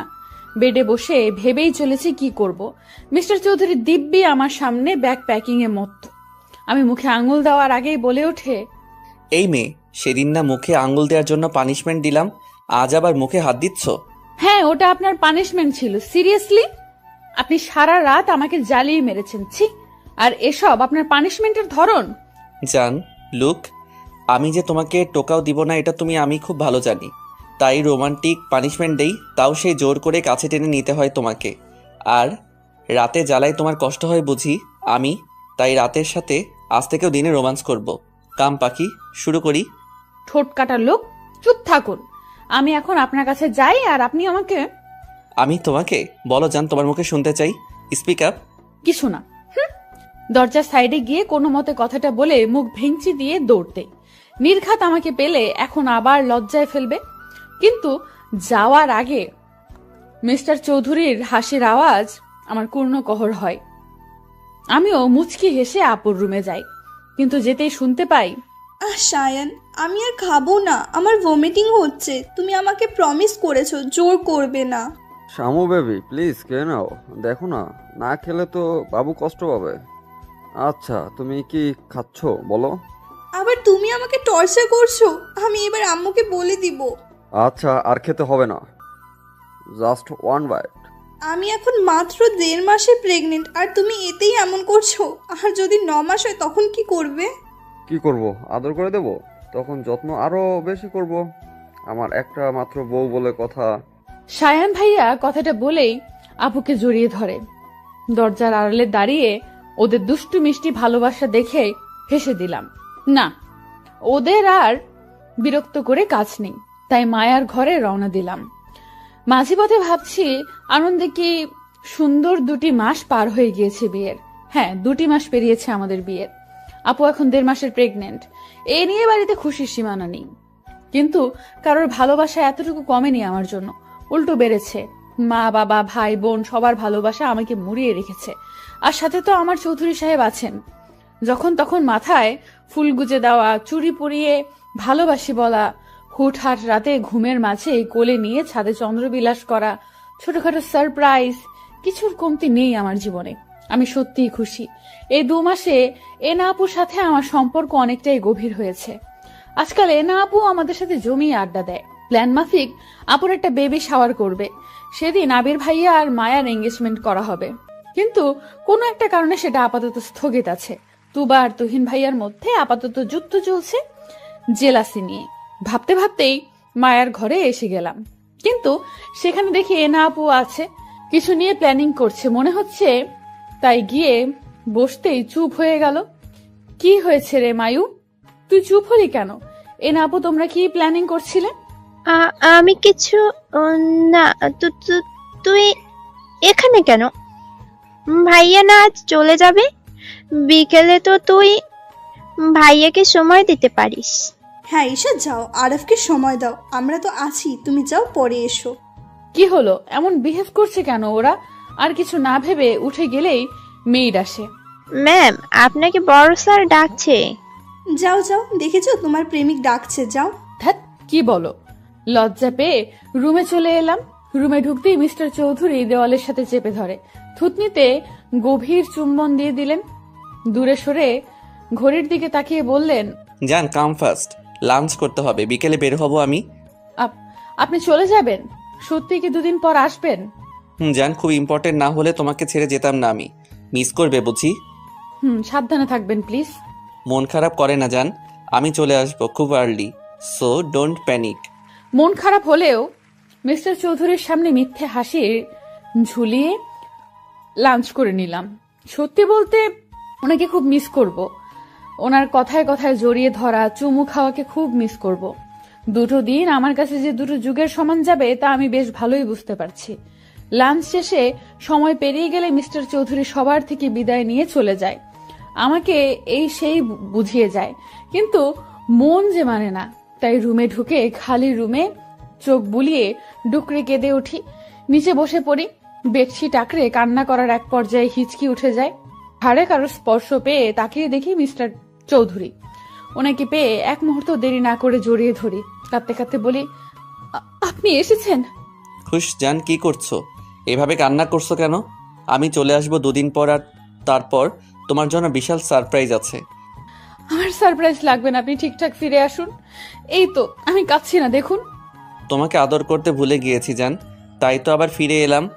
আর না এলে তো জানতেই পারতাম না তুমি এতটা মিস করো আমায়। আপনি আমার নিঃশ্বাসে আছেন, আমার অস্তিত্ব। আপনি আমার অভ্যাসে পরিণত হয়েছেন চৌধুরী সাহেব।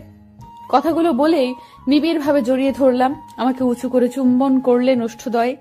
রাত 11:46 ঘরে বসে আছি, কিন্তু আজকে কেউ আমার ঘরে এসে একটিবার উকিও দিল না। যেই মায়া আমার কাছে আসে সে এখন একবার ঘুরেও তাকালো না। আজকে এমন করছে কেন সবাই? আম্মু আর আব্বুও ঘুমিয়ে গিয়েছে। এনা আপুর কাছে গেলে ব্যস্ত বলে তাড়িয়ে দিল। পুরো বাড়ি অন্ধকার হয়ে আছে। নিচের রুমে লাইট অন করে ফোনের স্ক্রিনে তাকিয়ে আছি, কিন্তু তুবার কোনো খবর নেই। আপু সন্ধ্যাবেলায় যে ঘুমিয়েছে আর খবর নেই। এমনকি চাচ্চু আর চাচিমাও আজ কল দিল না। অভিমানে ছেয়ে থাকা মনটা গুমোট অন্ধকারে ভর করলো। কেউ মনে রাখেনি একটু বাদে কি, এমনকি কাছের মানুষও নেই, এমনকি কাছের মানুষগুলোও নেই। ভাবতে ভাবতে ঘুমিয়ে গেলাম সোফার কাঁধে। হুট করে চিৎকারের শব্দে ঘুম উবে গেল। আশেপাশে তাকিয়ে দেখি চারিদিকে আলোর ছড়াছড়ি, ছোট ছোট লাইটিং এ ডেকোরেট করা পুরো ছাদের অংশ। আমার ভিন্ন অ্যাঙ্গেলে তোলা ছবিগুলো সাজিয়ে রাখা, বেলুনে ভর্তি। টেবিলে আমার পছন্দের ব্ল্যাক ফরেস্ট কেক আর ফুলের বুকেতে ঠাসা। আনন্দে আত্মহারা হয়ে চিল্লিয়ে লাফিয়ে উঠি, মুখে হাত দিয়ে। কর্ণকুহরে আসে হ্যাপি বার্থডে ঈশা। আমি তাকিয়ে দেখি আব্বু, আম্মু, চাচু, চাচিমা, তুবা, তুহিন, আপু, শাহিন ভাইয়া, সায়ান ভাইয়া, আবির ভাইয়া, মায়া, এনা আপু, সাথে সব মেয়েরা হাসি মুখে দাঁড়িয়ে থাকে। আমি খুশি হলেও এদিক সেদিক তাকিয়ে ভাবছিলাম, সবাই সারপ্রাইজ দিল, কিন্তু মিস্টার চৌধুরী একবারও আমাকে কল করলো না। সবাই একে একে জড়িয়ে ধরে উইশ করে গিফট হাতে দিল।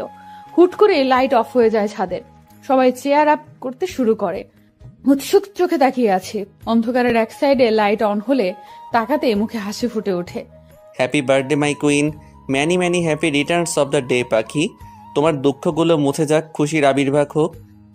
গড ব্লেস ইউ জান। আমি অবাক চোখে তাকিয়ে আছি। উনি এখানে কখন এলেন? উনি তো দুবাই গিয়েছিল। তাহলে তার মানে সব ওদের প্ল্যান ছিল, আর যে জন্যই সবার বিহেভিয়ার এমন ছিল। মায়া রেনা আপুর দিকে তাকাতেই কটকটিয়ে হেসে দিল। সবার কাছে জানতে চাইলে বলে এসব মিস্টার চৌধুরীর প্ল্যান ছিল। চাচ্চু চাচিমা বিকেলে এসে আপুর ঘরে ছিল বিধায় আপু ঘর থেকে বের হয়নি। আর মিস্টার চৌধুরীকে দুবাইয়ের কথা জিজ্ঞেস করতেই বলে, জান আমি আজ সারাদিন বাসায় তোমার সামনে থাকলে স্পেস পেতাম না। তুমি কাছে থাকতে এত অ্যারেঞ্জমেন্ট কিভাবে করতাম বলো? এই জন্য একটু নাটক সাজিয়েছি পাখি। ওরা সবাই মিলে আমাকে বোকা বানালে, আর আমি কিনা ওদেরকেই মনে করাতে চাচ্ছিলাম আজ আমার বার্থডে ছিল। কথা শেষে সবাই মিলে কেক কেটে সেলিব্রেশনে মত্ত হয়। মিস্টার চৌধুরীকে কেক খাওয়াতে গেলে উনি আমাকে খাইয়ে দেয় না, তাই মুড খারাপের ভান ধরি।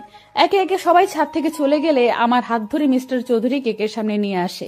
ইশারায় কি বোঝালো, কেক গালে ঠোঁটে মুখে মাখিয়ে দেয়। দু হাতে উঁচু করে উপরে তুলে ফেলে। তারপর ইচ্ছে মতো কেকের নাম করে আমার নরম গাল আর ঠোঁটের উপর অত্যাচার চালায়। হাঁপিয়ে গেলে ছেড়ে দেয়। কাছে টেনে গালে হাত দিয়ে বলে, কি ভেবেছো পাখি? তোমার থেকে ইম্পর্ট্যান্ট আর কিছুই নেই আমার কাছে। আপনার জন্যই এই আয়োজন। কেমন লেগেছে সারপ্রাইজ জান? খুব খুব খুব ভালো, কিন্তু আম্মু কেন এলো না? এখনো কি রেগে আছে আমার উপর? না জান, আজকের দিনে মন খারাপ করো না। রেগে নেই, উনি আসতে চাইনি। চাচু চেয়েছিল, কিন্তু উনি রাইসার করা কাজের জন্য লজ্জিত। রাইসা 2 মাস আগে একটা ছেলের সাথে রাতে বাজে অবস্থায় রাস্তার লোক সম্মুখীন হয়। ছেলে বললে ভুল হবে, লোকটার বয়স আনুমানিক 35-এর উপরে। এই অবস্থায় মানুষজন রাইসাকে লোকটার সাথে জোর করে বিয়ে দিয়ে দেয়। রাইসা অবশ্য মন খারাপ করেনি, উল্টো বুক ফুলিয়ে বলেছে টাকা যথেষ্ট আছে লোকটার, তাই ওর সমস্যা নেই। আম্মু রেগে ওকে বাড়ি থেকে বের করে দেয়। হুট করে ফ্লোর থেকে পা সরাতেই বুঝি উনি আবার কোলে নিয়েছে। পাখি, তোমাকে সারপ্রাইজ দিয়ে আই এম সো টায়ার্ড, তাই আমার এনার্জি দরকার। আর এখন আমি তাই করব। ছি ছি, ছাড়ুন, বেশরম লোক। আবার আপনি ছি। আর কিছু না বলে উনি বাঁকা হেসে রুমে নিয়ে এলেন। বেডে শুইয়ে দিয়ে দরজা লাগিয়ে দিলেন। কাছে এসে ওড়না টেনে নিলেন। বাধা দিলাম না আমি। ভালোবাসার মানুষটা কাছে টেনে নিচ্ছে, তাই আমিও জড়িয়ে গেলাম তার বাঁধনে। অতঃপর আবারও একটি রাত সাক্ষী হলো ওনার ভালোবাসা নামক অত্যাচার জ্বালাতনের। স্তব্ধ হয়ে সামনে তাকিয়ে আছি, যেখানে 3টে মানুষ কিছু খুঁজে পাওয়ার খুশিতে কাটছে। চারিপাশে মানুষের গমগমে পরিবেশেও আমার ধ্যান জ্ঞান সব জুড়ে বিচরণ করছে প্রায় 100 প্রশ্ন। টলটলে চোখে ভাবতে লাগলাম কিছু সময় আগের কথা। আজ আমার জন্মদিন উপলক্ষে সারা বাড়িতে খুশির ছড়াছড়ি। এত বছরে কোনো দিন এত বড় সেলিব্রেশন হয়নি। ওই আপু, চাচু আর চাচিমা ছোটখাটো ভাবেই আমাকে আনন্দ দেওয়ার জন্য ঘরোয়া ভাবে অনুষ্ঠান করত। কাল চাচু, চাচিমা, তুবা, তুহিন ভাইয়া কাউকেই রাতের বেলা বাড়ি ফিরতে দেয়নি উনি। সকালে সুন্দর খুনসুটি মুহূর্ত কাটিয়ে মিস্টার চৌধুরীর দেওয়া ভালোবাসা অনুভব করি। আস্তে আস্তে বেলা বাড়তে থাকে। বিকেলে মিস্টার চৌধুরীর শপে শপিং ব্যাগ দেখে ইশারা করতেই বলে, জান, আজ এই ড্রেসটা পরবে তুমি, আর আমি নিজের হাতে সাজিয়ে দিব তোমায়। ওকে পরি। ড্রেস? আপনি আবার শাড়ি এনেছেন চৌধুরী সাহেব? এত শাড়ি, এত ড্রেস, এগুলো তো পরে শেষ করা মুশকিল। আমি পরে মনে হচ্ছে আমার বাচ্চারাও পড়তে পারবে বড় হয়ে। বাচ্চা? আমাদের বাচ্চা? ইউ মিন টু সে তোমার আমার বাচ্চা? শুরু হয়েছে আবার আপনার? ইচ্ছে করে আবার লজ্জা দিবেন, তাই তো? আমার কথায় মিস্টার চৌধুরী হেসে দিয়ে আমাকে কাছে টেনে নিলেন, পেটে হাত দিয়ে বললেন, তুমি নিজেই একটা বাচ্চা, আর এখন তুমি বাচ্চা ক্যারি করতে পারবে? অবশ্য সুবিধা আমার হবে, আমার বউকে বেশি বেশি আদর করার সুযোগ পাবো। কি বলো জান? আবার শুরু করেছেন আপনি। আমি আর আসবো না এই রুমে। আপনি শুধু শুধু আমাকে জ্বালাতন করেন। কথা শেষ করে এক মুহূর্ত না দাঁড়িয়ে চলে এলাম। উনি মুচকি হেসে বিড়বিড়িয়ে বললেন, সারপ্রাইজ আছে পাখি, তোমার কষ্টের অবসান আজ হবে, আর মাত্র কিছু সময়ের অপেক্ষা মাত্র। আপাতত আয়নার সামনে মুখ গোমরা করে বসে আছি। মিস্টার চৌধুরী দিব্যি আমাকে সাজিয়ে যাচ্ছে। আচ্ছা, এই লোকটা এত এনার্জি পায় কোথায়? আমি তো একটুতেই হাঁপিয়ে যাই। আমি এনার্জি পাই তোমার হাসি দেখে পাখি। তোমার ওই টোল পড়া হাসিটা আমায় সবকিছুতেই দুর্বল করে দেয়, আবার সবকিছুতেই এনার্জি যোগায়। এই আপনি আমার মনের কথা বুঝতে পারেন কিভাবে? আমি তো কথাটা মনে মনে বলেছি। অবাক হয়ে কথাটা বলতেই উনি ঝুঁকে চোখে চুমু খেয়ে আবার আমার হাত ওনার বুকের বাঁ পাশে রেখে নিঃশ্বাস নিয়ে বললেন, এই হার্টবিটের গতি দেখেছো পাখি? তোমার নামে সে এত দ্রুত চলন করে। আমার মনে একমাত্র নারীর বসবাস যে আমার বুকে বক্ষ পিঞ্জিরায় থাকে, তার সব কথা, হাসি কান্না আমাকে জানান দেয় সে কি চায়, কি চলছে তার মনে। বুঝলে পড়ি? আমি আমার হাত সরিয়ে নিয়ে উঠে পড়লাম। ওনাকে কিছু বলার সুযোগ না দিয়ে পা উঁচু করে ওনার শার্টের কলার খামচে ধরে মিলিয়ে দিলাম ওষ্ঠদ্বয়।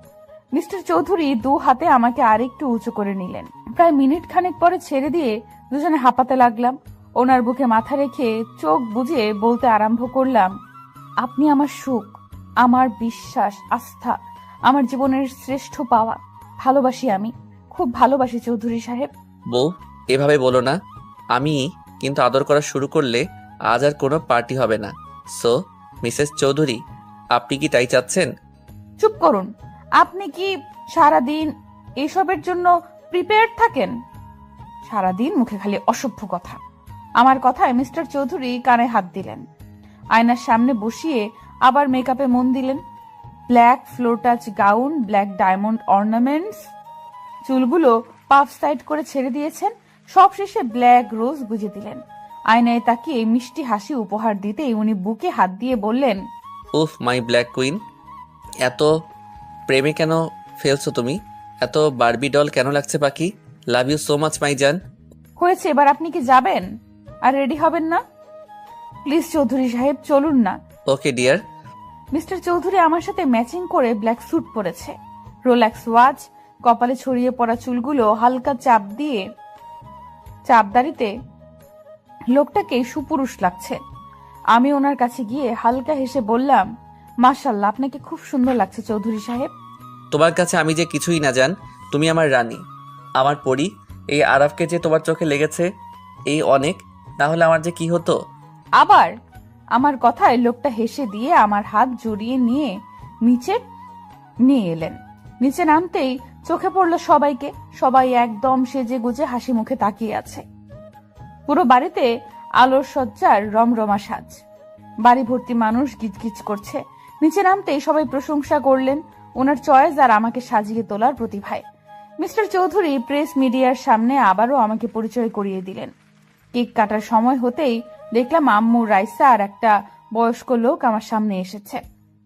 যতটুকু মনে পড়ছে ইনি রাইসার হাজবেন্ড। কিন্তু এ কি, রাইসার চেহারার হাল কি হয়েছে? মিস্টার চৌধুরী এবার আমার হাত ধরে সবার মাঝখানে নিয়ে এলেন। মাইক হাতে নিয়ে বলতে শুরু করলেন, লেডিস অ্যান্ড জেন্টলম্যানস, আপনারা হয়তো ভাবছেন আয়ান আরাফ চৌধুরী হঠাৎ করে আপনাদের সবাইকে প্রেস নিয়ে কেন ইনভাইট করলো, তাই তো? ওনার কথায় সবাই হ্যাঁ বোধক মাথা নাড়তেই উনি আমার এক হাত নিজের হাতে পুরে নিয়ে বললেন, মাই মিসেস ঈশা চৌধুরী সবাই এখন নিশ্চয়ই চিনেন। অনেকদিন ধরে একটা গুঞ্জন তৈরি হয়েছে আমি হঠাৎ বিয়ে কেন করেছি। সেদিন প্রেস ডেকে আমি ব্যাপারটা ক্লিয়ার করার পর সবাই নিশ্চিন্ত হলেও কিছুদিন যাবৎ আমার ওয়াইফের জন্ম পরিচয় নিয়ে কথা বলছে। এটা লিক করেছে কে সেটাও আমি বের করেছি, কিন্তু এখন আমি আপনাদেরকে একটা সত্যির সম্মুখীন করব। ওনার কথায় আমি হালকা কেঁপে উঠলাম। কি, আমার জন্ম পরিচয় নিয়ে কথা উঠেছে? কিন্তু আমি জানলাম না কেন? ওনার দিকে জিজ্ঞাসু দৃষ্টিতে তাকাতেই উনি আমার হাতে হাত রেখে বললেন, জানবি স্ট্রং, তোমার অনেক কিছু জানতে হবে। আজ তুমি জানবে তোমার পরিচয় কি, কে তুমি। কে আমি? আমি কি আমার আম্মুর মেয়ে না? কি হলো, কথা বলছেন না কেন? আজ থেকে 17 বছর আগে তুমি হারিয়ে গিয়েছিলে। তোমার তখন বয়স মাত্র 3.5। তুমি যাদের এত বছর ধরে ফ্যামিলি ভাবো তারাই তোমাকে কুড়িয়ে পেয়েছে। তোমাকে তোমার আম্মু রাইসা আর তোমার দাদি কেন দেখতে পায় না জানো পাখি? কারণ তোমাকে তারা আপন ভাবেনি। কিন্তু এখন আমি পরিচয়হীন না যায় সেটা বলতে চাচ্ছেন আপনি? আপনি আমাকে ছেড়ে দিবেন? কাঁদতে কাঁদতে কথাটা বলতেই মিস্টার চৌধুরী চোখের পানি মুছিয়ে বললেন, না, তোমার পরিচয় আছে। তুমি কোনো পরিচয়হীন না পাখি। আর আজ তোমার বাবা মা এখানে উপস্থিত আছে। আছে? কোথায় তারা? আমি দেখবো তাদের, বলুন না কোথায় তারা?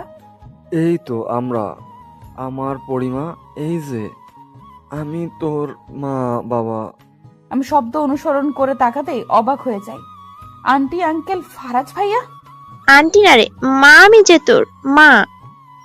আর দেখ তোর বাবা, তোর বড় ভাইয়া। ওনারা কেঁদে কথাটা বলতেই আমি স্থির চোখে তাকাই। এবার বর্তমানে ফিরে যাই। ভাগ্য দেখ, আজ তোর জন্মদিন, আজ তোকে হারিয়েছি আর আজ পেলাম। হ্যাঁ, আসলে এই দিনেই আমরা মেলায় ওকে খুঁজে পাই। যেহেতু আজকের দিনেই ওর নতুন পথ চলা শুরু হয়েছিল, তাই আজকের দিনটাই ওর জন্মদিন বলে আমরা পালন করি। তোমরা আমাকে কেন বলনি চাচ্চু? আমরা তোমাদের কেউ ছিলাম না, একজন আশ্রিতা মাত্র ছিলাম। না মা, তুই আশ্রিতা না, তুই আমাদের আরেক মেয়ে। তোকে আর সামিয়াকে আমরা আলাদা চোখে কখনো দেখিনি। সবার কথা শুনে আমি স্তব্ধ হয়ে দাঁড়িয়ে আছি। শরীর হালকা হয়ে আসতেই মিস্টার চৌধুরী আমাকে ধরে ফেলেন। না, আর না, আজ আমাকে সত্যিটা জানতেই হবে। যেভাবেই হোক আজ সত্যির মুখোমুখি আমাকে হতে হবে। মিস্টার চৌধুরীর হাতে ভর দিয়ে দাঁড়িয়ে যাই, আসল সত্য শোনার অপেক্ষায়। সবকিছু শুনে শুধু আমি না, বাড়ির বাকিরাও বিমূঢ় হয়ে তাকিয়ে রইল। আন্টি যে আমার মা, সে আমার সামনে এসে গালে হাত দিয়ে বলল, সেদিন যদি বায়না ধরে মেলায় না যেতাম তাহলে আজ আমার মেয়েটা আমার কাছেই থাকতো। মনে আছে পরীর বাবা? আমি ওকে প্রথম থেকেই বলেছি এ আমার মেয়ে পরী। হ্যাঁ, মায়ের মতো তো ঠিক চিনেছ। জানো, আরাপ, সেলিনা বারবার পরীর কথা বলতো।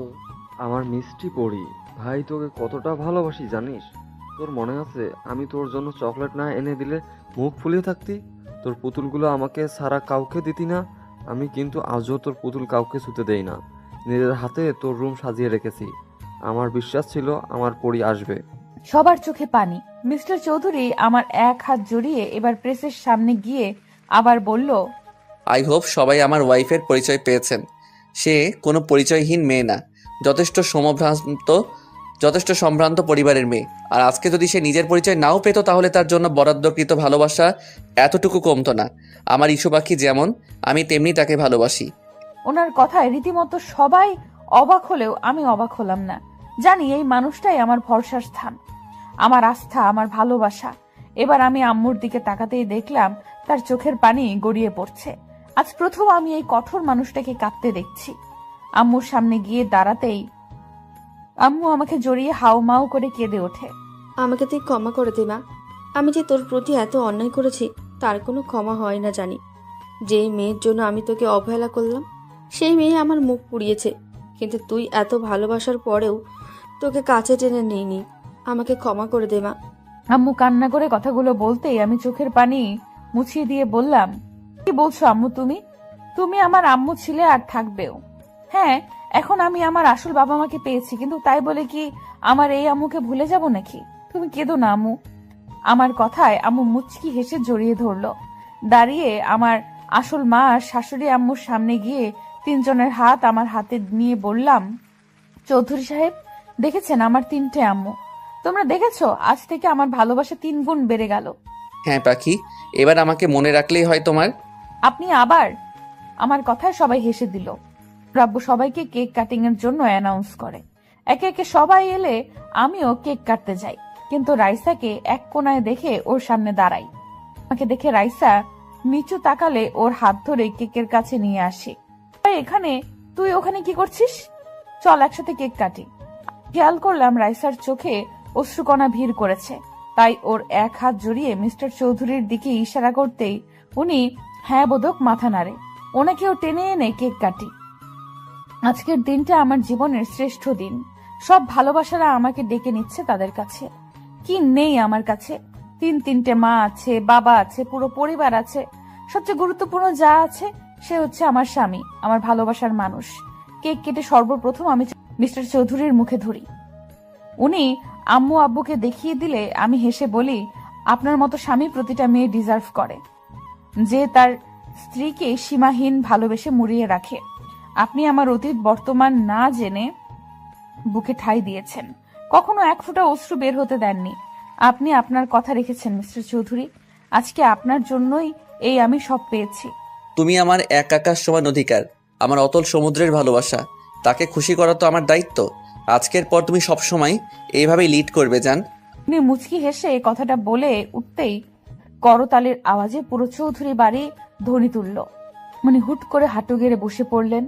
হাত থেকে ডায়মন্ডের রিং বের করে সবার সামনে আমার হাত টেনে পরিয়ে দিলেন। আমার ইচ্ছে করছিল মানুষটার বুকে মিশে যেতে, কিন্তু বড়রা ছিল বিধায় পারিনি। উনি হয়তো আমার মনের কথা শুনতে পেয়েছেন, তাই উনি সবার সামনে আমাকে জড়িয়ে ধরলেন। কানের কাছে ফিসফিসিয়ে বললেন, আমি তোমার জান। যখন ইচ্ছে জড়িয়ে ধরবে, চুমু খাবে, কে বারণ করেছে? এত হেজিটেট এর কি আছে পাখি? অসভ্য লোক। মানুষ আছে, কি করছেন ছাড়ুন। উনি ছেড়ে দিলেও পুরোপুরি ছাড়লেন না, আমার বাহু আঁকড়েই রইলেন। একে একে সবাইকে কেক খাওয়ানোর পালা শেষ হলো, যে যার মতো এনজয় করছে। সিঁড়ির দিকে চোখ পড়তেই দেখি তুবাকে জোর করে কেক খাইয়ে দিচ্ছে তুহিন ভাইয়া। বেচারি মনে হয় রেগেছিল, ঠোঁট ফুলিয়ে কিছু বলার আগেই তুহিন ভাইয়া কিছু একটা বলল। মিউজিকের সাউন্ডে শুনতে না পেলেও এতটুকু বুঝেছি আমার চৌধুরী সাহেবের মতোই অসভ্য মার্কা কথা বলেছে, নয়তো তুবা এখন এমন লাল নীল হতো না। একদল ফ্যামিলি দেখছে যারা জমিয়ে আড্ডা দিচ্ছে। আজ বাড়ির প্রতিটা সদস্যের মুখে প্রশান্তির হাসি। আপুকে ভাইয়া এখনো জোর করে ফল খাওয়াচ্ছে। আপু কপাল চাপড়াচ্ছে আর বিড়বিড় করছে, মায়া আর আবির ভাইয়া কি সুন্দর লুকিয়ে প্রেম করছে।